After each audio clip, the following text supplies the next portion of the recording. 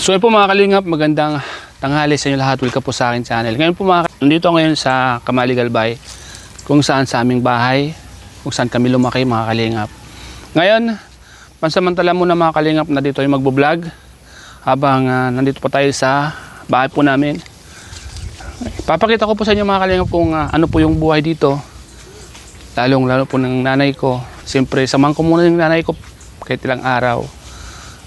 Baka sa mga susunod na araw, nasa diet naman tayo. Kung saan tayo mapunta at kung saan tayo nag-stay, yun yung vlog natin mga kalingap. Kaya ngayon mga kalingap, ipapakita ko po sa inyo kung ano po yung pang-araw-araw na ginagawa po ng nanay ko dito.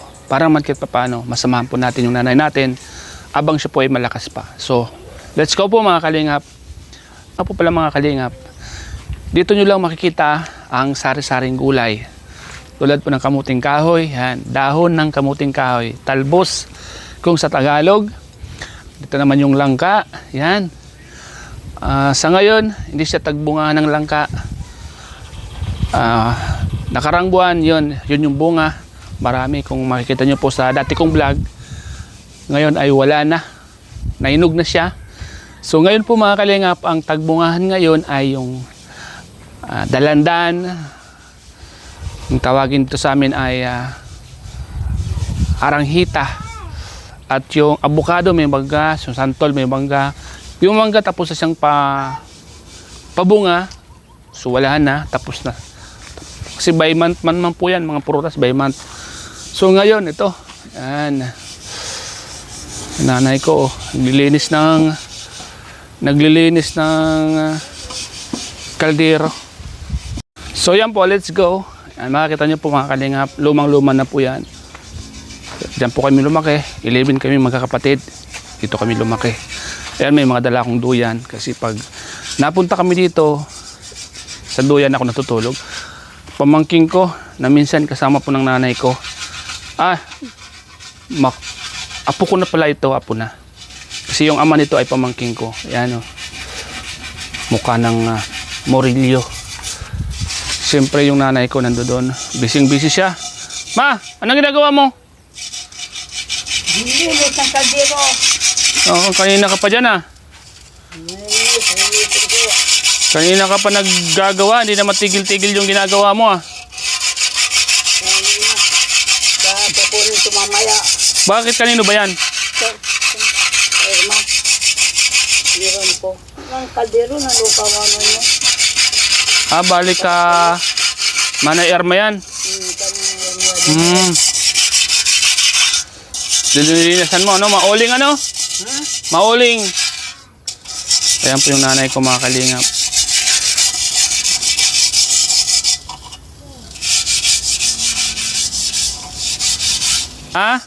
Inira mo malinis. Sa uli mo malinis. Bakit pag isinauli mong marumi, nakakaya? Nakakaya. Gawa kinuha malinis. Wala silang masabi. Kinuha nga yung malinis. Sa uli madumi. Mauling.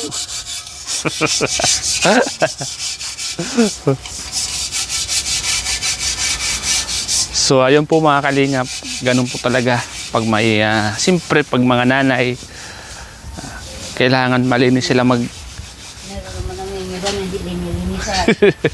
Ano? Ingiram sa'yo malinis, Tapos? mauling. Dapat malinis din ano? Oo, siyempre. Kung malinis yung kinuha, malinis mo yung sauli. Tama.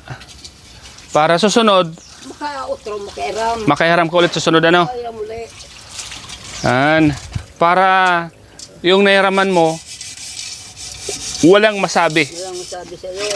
Ay, sinauli niya sa akin yung kaldero kung malinis. Pero pag marumi sinauli mo, Ay, siyempre kahit hindi mo marinig, ang sinasabi, sinauli sa akin, marumi. Uling. baka din naman siguro. Ha? Baka naman siguro magsabing ganun. Hindi. Kung ano lang. Hindi mo naman maririnig na nandito ka. Konsiderasyon lang. Ikaw na lang mismo maglilinis. Ano? Linisan mo na lang. Oo, tama. Linis ka. Linisan mo na lang. Ganun po talaga mga kalinga pag mga Pera ka uli. matatanda na. Kailangan kang magkakain ka. May Ganyan okasyon sila pa naman mag-isip. na makakailan pa. Ikaw na lang talaga mag-adjust at mag-uunawa mga kalingap. Hiram. Ayan po yung nanay. Malinis. Ano? Parang makairam ka ulit. Yan, tama. Tama po. Yan, no? Dito lang po, bomba lang ang gamit. Sapat na. Hindi ka na magbabayad sa tubig. Kaso nga lang, hindi yan pwedeng inumin. Yan. Medyo malangsa. Malangsa yan, ano? Hindi pwedeng inumin, ano? Malangsa. Ha? Malangsa. Malangsa. Hindi pwedeng inumin.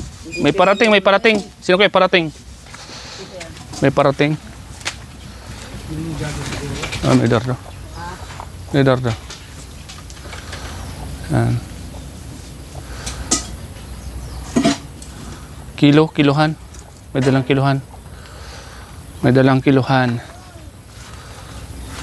Ano to? May nangitlog dito?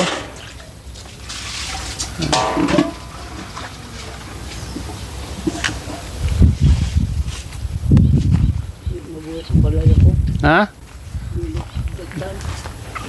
Namatay ano? So, ayan. Dito tayo mga kalingap. Sasamahan ko po kayo. Samahan niyo po ako mag-tour. Marto sa aming munting paligid. Ayan po. Malapit na po itong malapit na itong mamunga. Mag-harvest. Ano?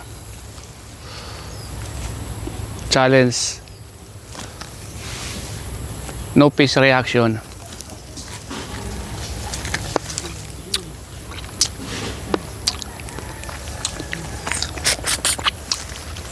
Hindi kaya. Maasim. Daming santol ano, ma? Daming santol. Ano? Daming santol mga kalingap. Sana may makuha tayong magkukuha na santol. Ayun, daming santol. Daming bunga.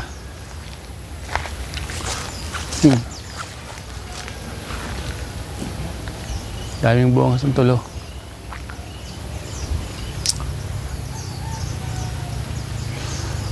Ayun. Mangunga tayo dyan mamaya mga kalingap. Mangunga tayo mamaya na santol. Ang sarap niyan pag ginugulay. Yan yung dating bahay ko mga kalingap po. Yan yung palilinisan natin. Ay, titignan natin baka inog na yung kinuha na nating kuyava, no? So, ayan. Medyo tatalasan mo lang po mga kalingap yung paningin mo pag naglalakad ka. Kasi medyo madamo yung mga ahas. Yun, no? Madumi siya. Pero pag yan nahinog, sarap yan. Kuya ba, no?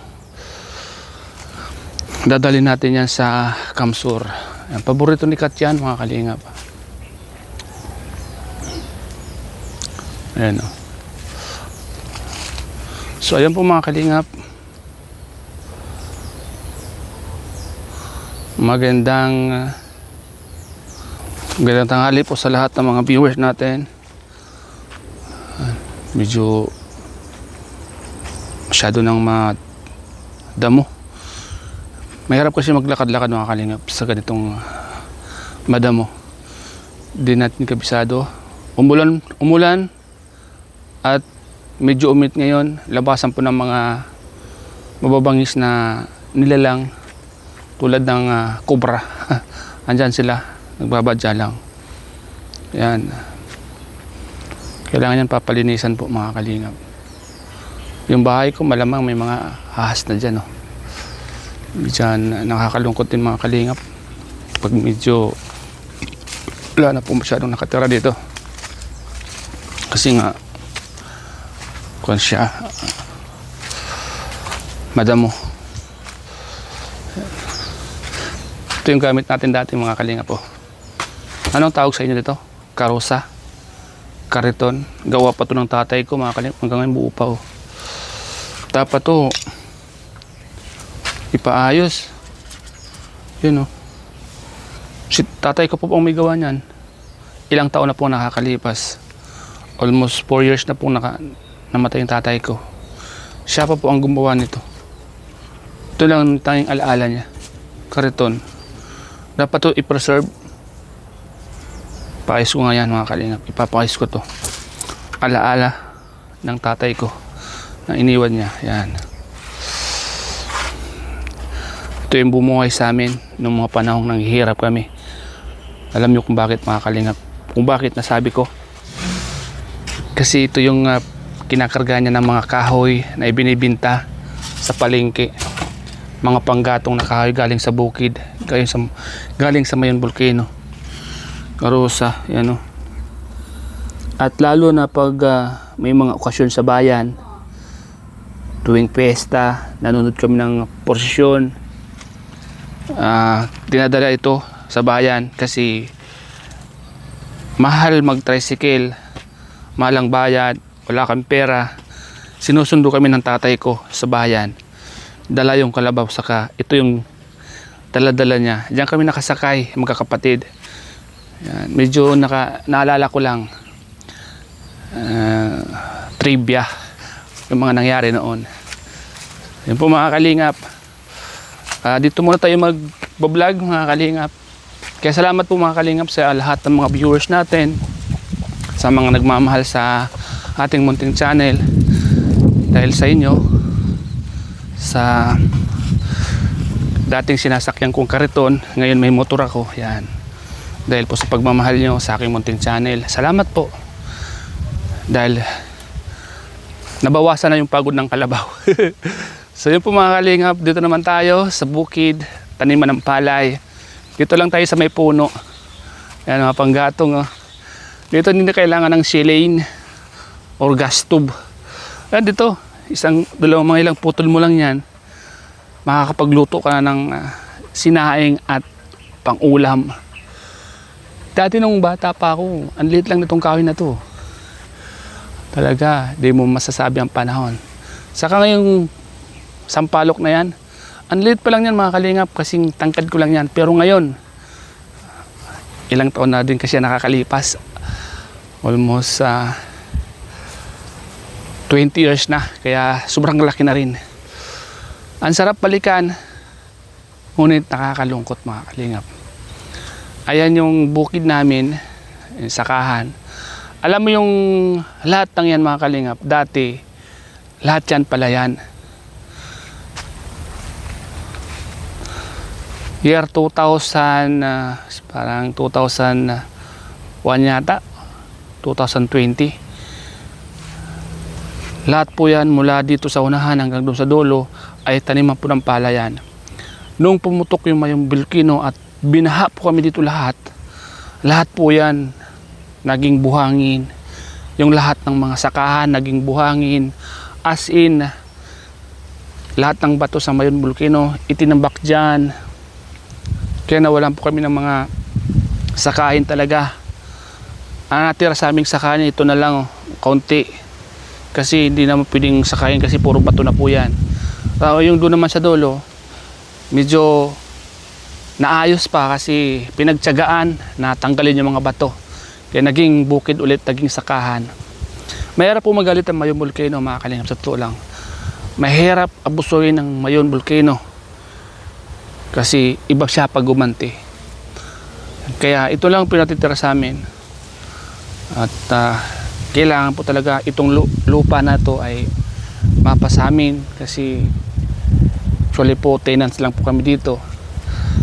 Kailangan po ng mag-ipon para mapasamin itong lupa na to. Kaya salamat po sa mga viewers natin, sa lahat po ng mga nagmamahal sa aking munting channel. Ito po yung isa sa pinagsisikapan ko na mapasamin talaga. Dahil po sa panonood nyo, pag-iipon ng lupa na to. Kasi dito po kami binuhay. Dito kami lumaki, dito kami nagkaisip. As in, ito na lang po yung alaala namin sa magkakapatid. Kasi pag umuwi po sila lahat, pag umuwi yung mga kapatid ko, ito yung bagsakan namin. Wala namang iba kundi kung saan kami nang galing lahat, dito sila umuwi. Kaya dapat talaga dito mawala sa amin mga kalingap. Kaya dahil sa inyo mga kalingap, matutupad dyan. Pagmamahal nyo po sa aking munting channel. Yan, may mga sisiyo. Ayan. May mga alagang manok dito. Ayan o. Sariwa kasi yung hangin dito mga kalingap.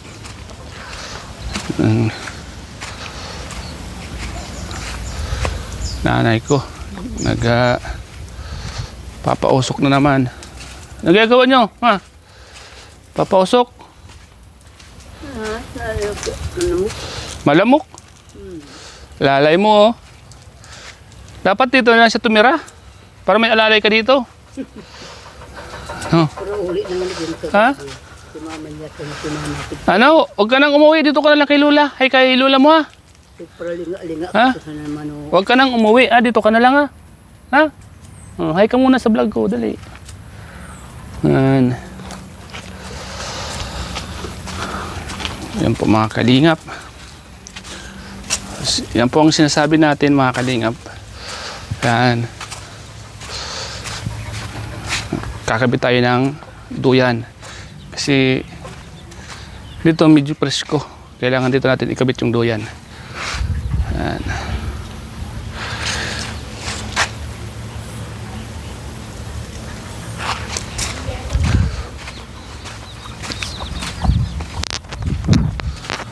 Kakabit tayo ng duyan mga kalingap. Doon sa puno ng kahoy. Salamat po mga kalingap sa inyong lahat. Sa panonood nyo po sa aking raw vlog na ito. Salamat po sa pagmamahal nyo po sa mga vlogs at sa panonood nyo po mga kalingap. Dahil po sa inyo mga kalingap, kahit paano ay natutulungan ko yung nanay ko. Napunta ako, kakauwi ako dito. Nakakabili ng kung ano. Kaya salamat po sa inyong lahat. Doon ako sa may puno. Mas presko doon. Ito. Oo.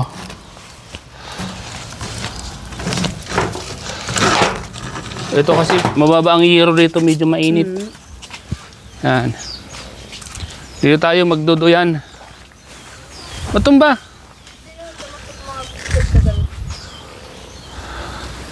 Matumba.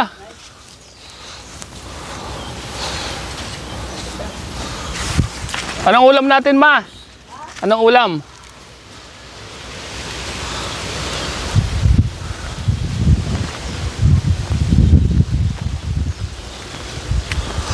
Masarap magduyan dito, kalingap.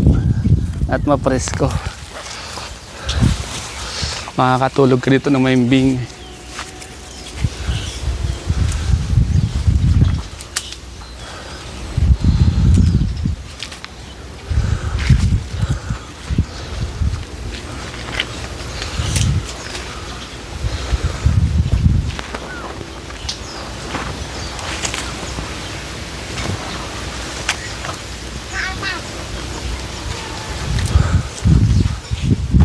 Yun, di ba?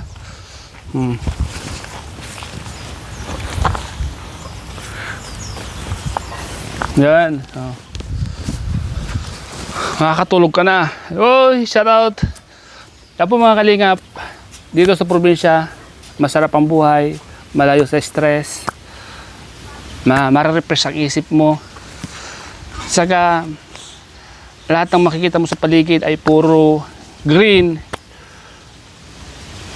Sariwa yung hangin, puro gulay yung kinakain mo, malayo sa anumang polusyon.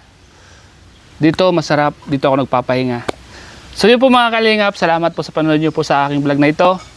Nawa po ay suportahan nyo po ang aking YouTube channel para matupad ko yung aking mga pangarap sa pamilya ko, lalo sa nanay ko, itong lupa para mapasamin at makapag-stay po ako dito, makapag-alaga ng mga hayop kasi ngayon po ay meron po akong baka. Gusto ko pa pong bumili ng iba pa para pagdating ng panahon, in case of emergency na mga ilangan, meron po tayong ibibenta kasi hindi po natin alam ang panahon, tumatanda po tayo. Lalo yung nanay ko tumatanda, hindi po natin alam kung hanggang kailan, di ba?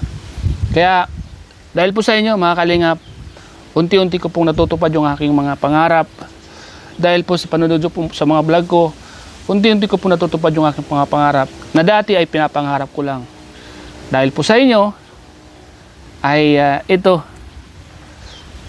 Salamat po sa inyo lahat. Salamat po sa lahat ng mga viewers natin, sa lahat ng mga sponsors, mga nagmamahal sa munting channel ko at sa akin po. Salamat po sa inyo lahat. Salamat po kay Ma'am Lily Jorio, kay Tita Dorly Gasco, Ate Margaret, Tita Melinda Orayo Paulo, Ma'am Jazz, at marami pang iba sa lahat po ng mga nagpapabot ng tulong. Ma'am MT Sale, sino pa ba? Ang dami. Kaya salamat po sa inyo lahat. Hindi ko man po kayo mabanggit. Alam niyo na po sa mga puso niyo po, ako po ay taos puso nagpapasalamat. Ingat po kayo palagi. Abangan niyo po yung mga vlog ko pa po dito sa nanay ko. Kasi hanggang bukas pa po ako dito ng hapon. After po dito ay nasa diet naman po tayo. Salamat po mga kalingap and God bless po. Bye bye po mga kalingap. Jesus love you po.